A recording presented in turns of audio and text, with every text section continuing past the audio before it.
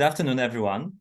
I hope everyone can see and hear us. I'm happy to welcome you at the first out of 3 conversations that we have planned for the next couple of days, and which will focus on the world's middle powers, so countries like Saudi Arabia, Turkey, or South Africa, and how they think about the emerging global order. My name is Pawel Zerka. I know very little about any of those countries. However, I do know quite a bit about public opinion, as I am ECFR's lead data analyst. And therefore, I would like to use the results of ECFR's latest global public opinion polling, which we conducted in September and October this year in 11 European countries, as well as 10 countries outside Europe. Use it as a starting point for a discussion about the global perceptions of the world order. We start with Saudi Arabia, a country that Vladimir Putin is also visiting today. And we are lucky to have with us a renowned Saudi political scientist, Hisham Al-Ghannam, who is Director General of the Security Research Center at the Naif Arab University for Security Sciences in Riyadh, the country's capital. We are also joined by my fantastic colleague, Cinzia Bianco, who is ECFR's visiting fellow, specializing in European relations with the Gulf countries. The ambitious goal of this conversation, is to end this conversation within less than 30 minutes. And there will be 3 rounds of the meeting, each of them about 10 minutes long. So we will start first with data insights. Then we'll do an analysis round with Hisham and Cinzia. And finally, we'll do a Q&A session round with you, our audience. I need to warn you, Cinzia and Hisham, that I will be pitiless when it comes to keeping the timetable. Now, let me also encourage the audience to ask your questions early on in the webinar chat. And if you have any suggestions about this format that we are trying for the first time today, please pop me an email. But now, as promised, let me show you a couple of graphs. I hope that they will soon be on the screen. Yeah, they are coming there. So let's start with this. We may consider Saudi Arabia as a chief example of what my colleagues, Mark Leonard, Ivan Krastev, and Timothy Gartonash, have recently called an a la carte world. This is a world which is composed of countries that enjoy the freedom of not choosing their political alignment with either the West or China and others. So as you can see on this pie chart, more than 3/4 in Saudi Arabia believe that it is realistically possible for their country to have good relations with both China and the US. And only 17% say that this is not possible. This perspective is shared in many other places too, like Indonesia, South Africa, Brazil, Turkey, or even Europe. But as you can see on this slide, Saudi Arabia stands out in having this perception the most strongly marked. So the blue part of the chart is the longest for Saudi Arabia, showing that if any country believes that it is possible to have good relations with both China and the US, this is Saudi Arabia. Then, depending on the subject matter, people in Saudi Arabia appear to prefer a closer relationship to either the US and its partner or to China and its partner. So, for example, as you can see, they are closer to America on security cooperation or even human rights. But on trade, it's clearly China and its partners that are seen as more attractive by people in Saudi Arabia. However, you can also look at this slide and notice that on every of those matters, the population of the kingdom is quite divided. China seems to be particularly attractive as an economic partner, with the Saudis being very open to all the different sorts of Chinese economic presence in the country, such as Chinese companies buying a tech company or a major sports team, a newspaper, or building infrastructure in Saudi Arabia, or even owning such an infrastructure, which does not seem to pose any problem for the respondents in this country. Taking an average across those 5 different areas of economic presence, Saudis appear to be most relaxed about the Chinese investment from all the countries that we have polled. As you can see, South Africa comes next, but the situation is completely different in South Korea, Europe, or even India, where there is much more reticence towards accepting Chinese economic presence. But let me finish with a certain paradox. So Saudis would struggle to choose between being part of either an American or a Chinese bloc if ever they had to choose, because as you can see, half of the population would go with America, but almost 40% would choose China. Although, as you remember from the first chart that I have shared with you, most people in Saudi Arabia don't even think that they will ever need to choose at all. Still, one may wonder whether this honeymoon of an a la carte world can last long, because, for example, a direct confrontation between the US and China over Taiwan would surely increase the pressure for the rest of the world, including Saudi Arabia, to pick one side or another. And here, by the way, and this is the final chart I want to share with you, majority of Saudis expect such a war over Taiwan to happen within the next 5 years. So the 2 blue elements in this donut show that more than 50% in Saudi Arabia see such an event as likely, see it likely that the US and China will enter a direct military confrontation over Taiwan within the next 5 years. And therefore, my question to both Cinzia and Hesham is how long Saudi Arabia actually can enjoy the freedoms of an a la carte world, how sustainable that situation is in which people in your country believe that they can continue having good relations with both the US and China. And also more broadly, if you could tell us, where does the kingdom stand today between the 2 superpowers?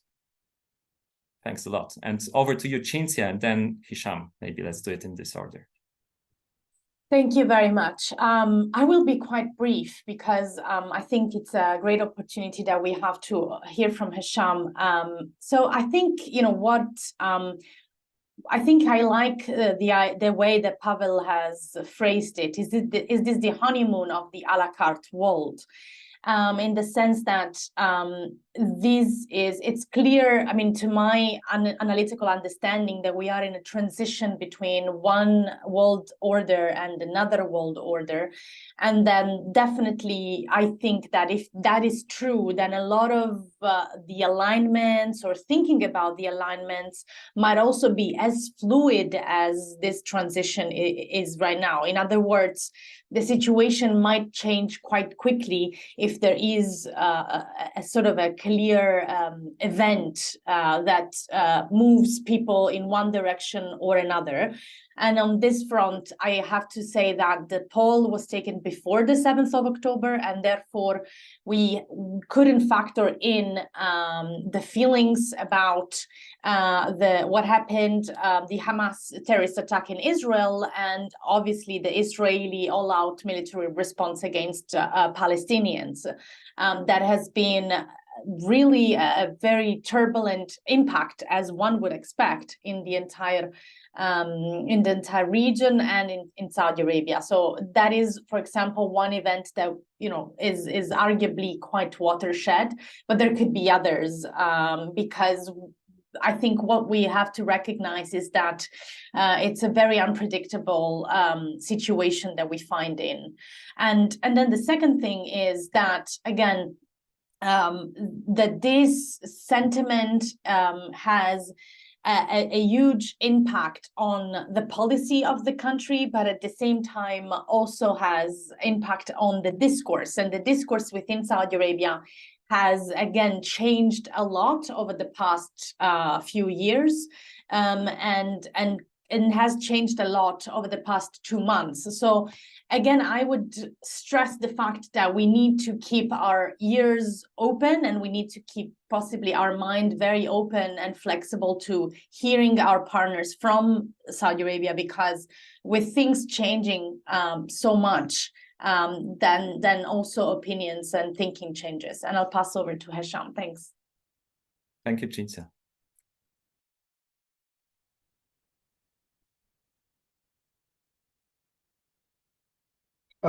Thank you for having me. Very glad to be here with both of you. You can hear me, yeah?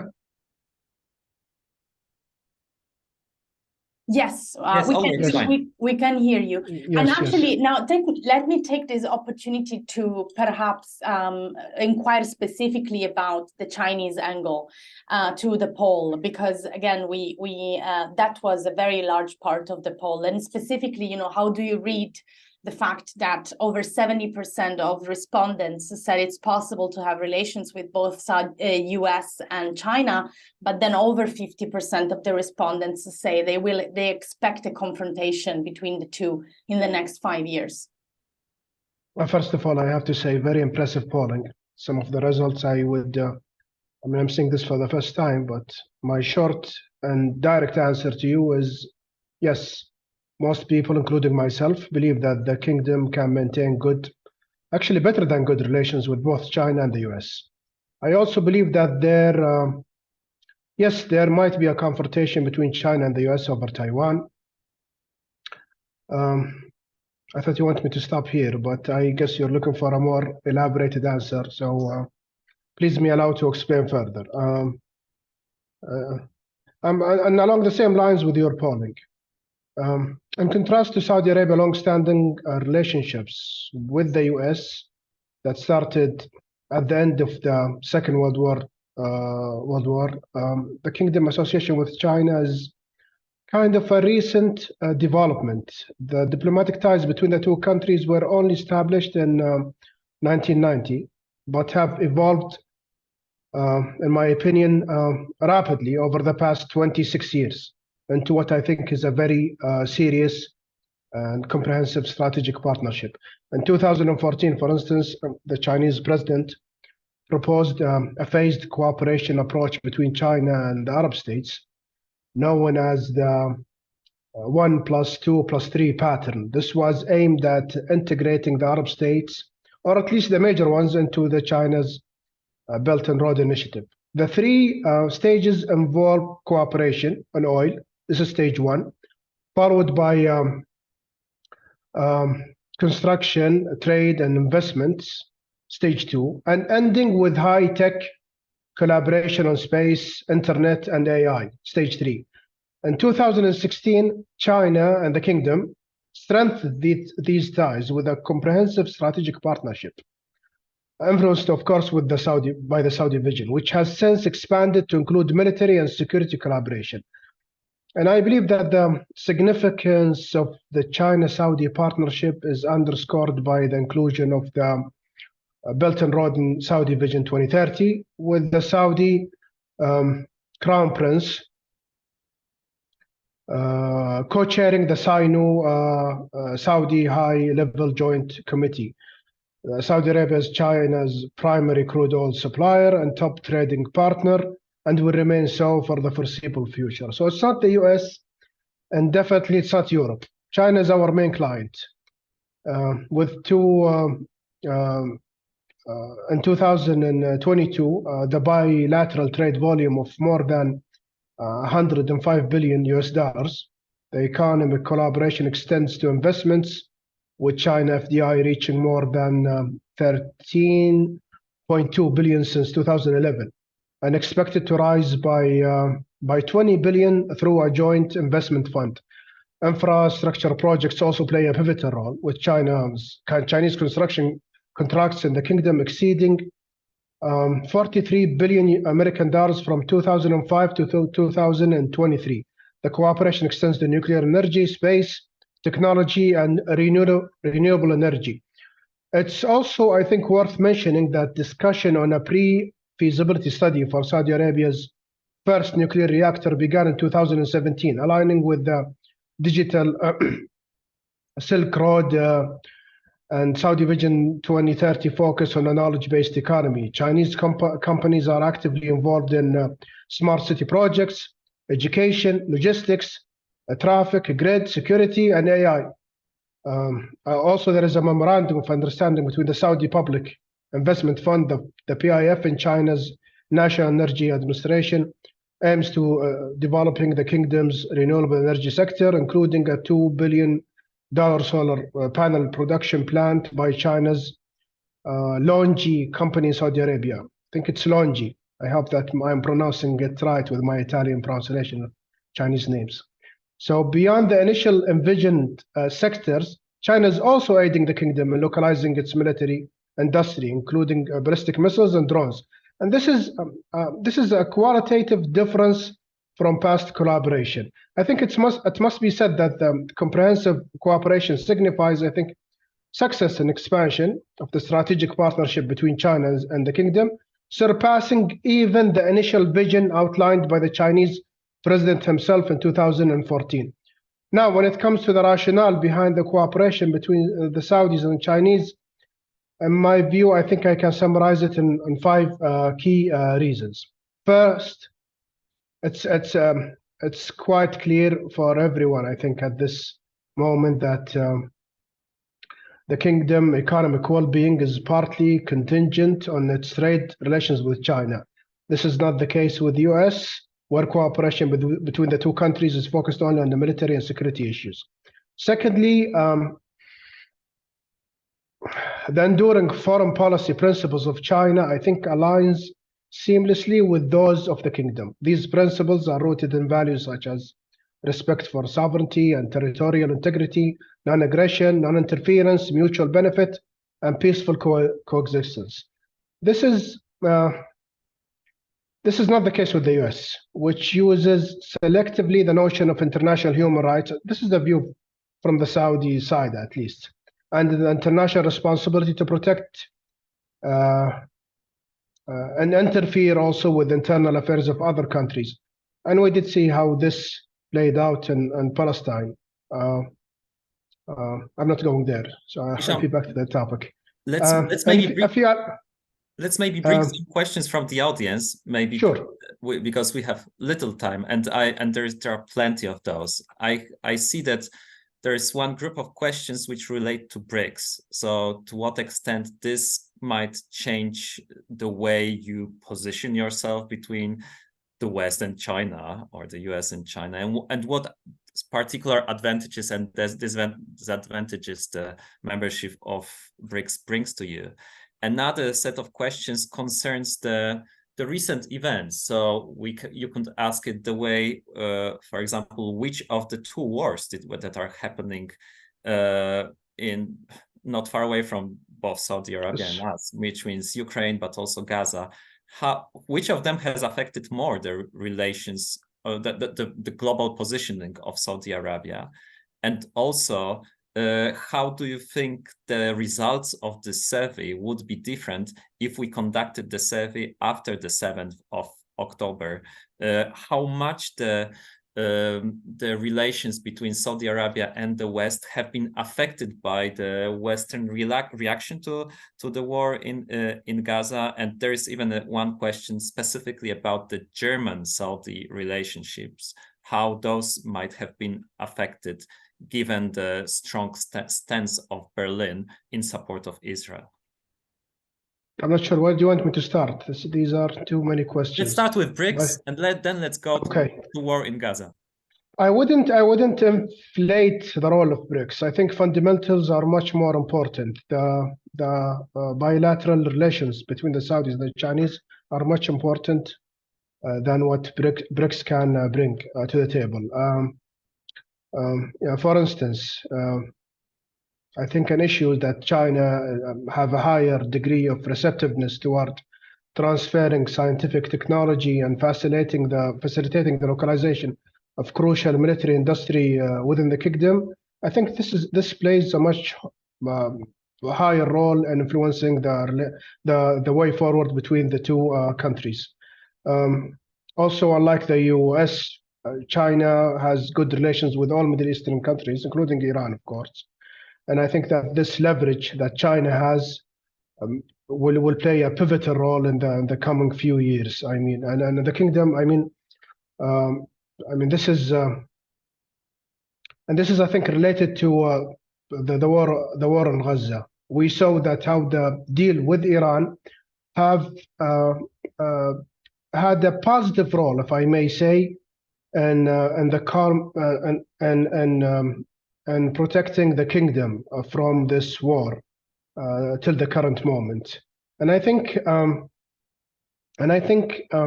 other major path that we can take with the US, it's not a secret that there is this talks about forming a NATO-like before the Gaza crisis and before the Israeli war on Gaza.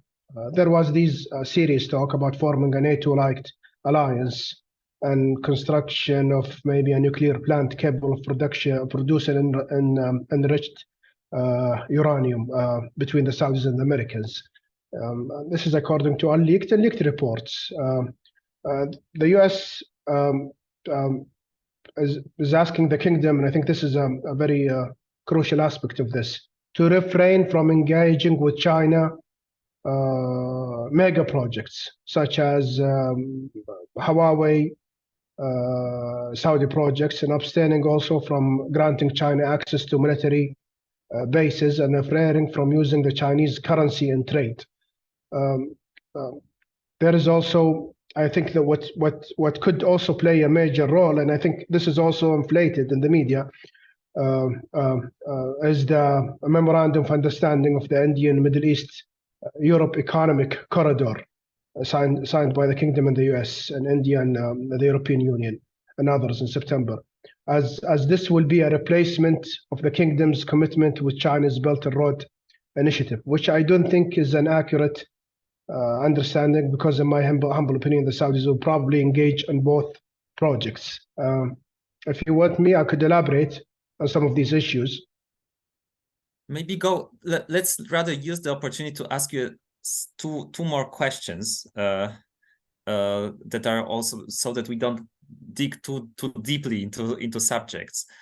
So my other colleague Camille Lons is having a question about frustrations, which goes like this. So Saudi Arabia is one of the non-Western countries that, according to our polling, align the most with Chinese and Russian views. For example, in seeing the West as being responsible for the war in Ukraine, or expecting the American democracy to actually collapse in decades to come.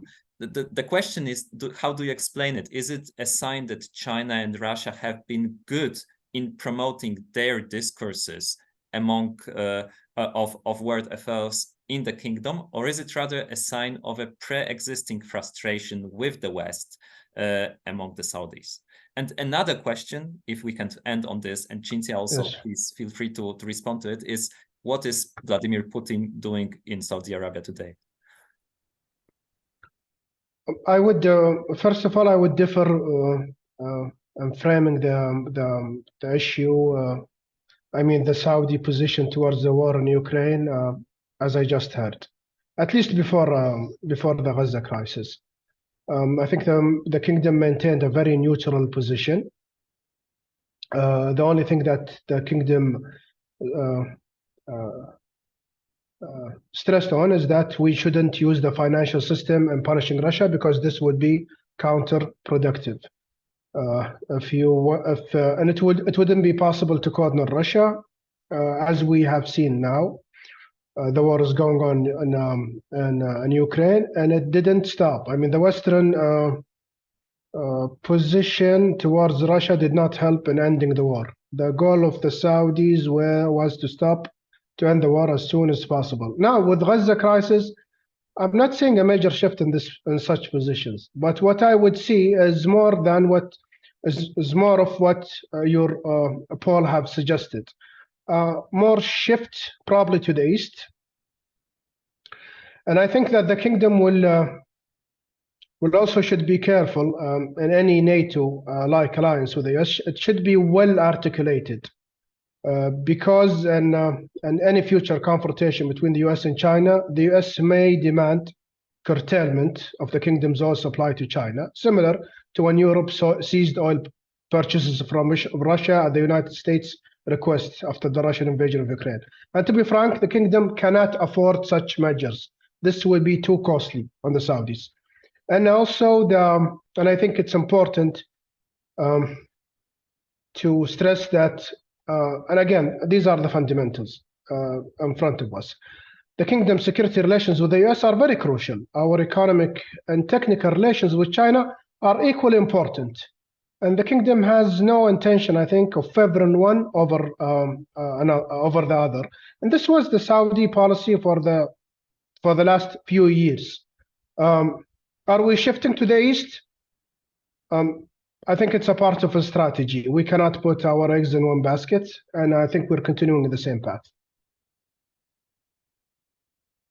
This sounds like you are walking a very thin line between the West and China. So. Certainly, yeah, definitely. It's not an easy task. Cinzia, do you want to explain to us a little bit why is Putin in Saudi Arabia today?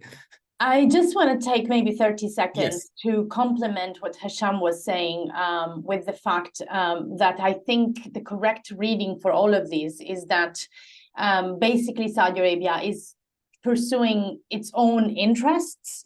And that means that, they will go ahead with their path and their projects unless there is a force majeure cause for stopping. And that's a sort of understanding that I think can be helpful into also measuring the expectations. And I think it's quite clear, for example, it's becoming quite clear in Moscow, because ultimately I think the reason why Vladimir Putin has been in Riyadh is not because the Saudis necessarily want something from Putin, but actually it's the other way around, right? I think at some point after the first few months of the Ukraine invasion, the balance of power between Russia and Saudi Arabia has shifted. And right now, the power is actually more with Riyadh than it is with Moscow. And I think the Russians are starting to smell that, that, for example, that Saudi Arabia might realize and decide that it is no longer in their full interest to completely, bring them into the energy policy discussions, for example, because ultimately, I think that's, my own opinion, that ultimately Saudi Arabia and Russia remain mostly competitors in the energy market. So in my opinion, there will come a time where the Saudis will simply go and say, okay, it was in our interest so far, but it's no longer in our interest now to bring you in, and we'd rather sort of take you out of our conversations and make plans without you. And I think the Russians are quite concerned that this can happen, because they remember that when this happened in 2020, and there was a so-called oil prices war, or basically just a pressure strategy from Saudi Arabia, the Russians, basically lasted 2 weeks before they had to rush to Riyadh and make up. So I think, that there is sort of there should be an understanding that this is always done from a national interest point of view in Riyadh, and that also could change. Yeah, I think it's a great summary. I find this discussion fascinating, but we can I add? Yeah, can I add? No, Hisham. Yeah. Okay.